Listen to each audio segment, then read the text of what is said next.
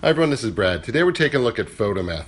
We looked at PhotoMath in the past. I just want to show you a nice update. What you can do is at the very top you can select the camera. Now if we select the camera and we hover over, just like before, a solution will come to the problem. So give it a little bit of time. And there's your solution. Now what's really nice, and this is new, if you select the arrow at the very bottom, you'll now see animated instructions. So it will take you through. So if you tap the right side of the screen for the next step, it will take you through each and every step that there is to solve this problem. So it's a great feature to have for students to review their work, as well as to see each and every single step and how you solve this problem.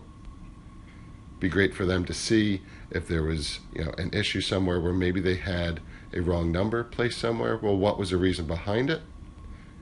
This way, it can help them through those step-by-step problems. And you write the result of the column, and there it is. If you need to replay it, you can play it again if you'd like to. You can also add some numbers again at the top. Don't forget, here is the solution right here. It'll say, was it helpful? You can always select yes. If there are any issues that come up, you can go ahead and report an incorrect solution there by selecting the 3 dots in the upper right. So there you go. If you have any questions, let me know. Thanks for watching. Take care. Bye-bye.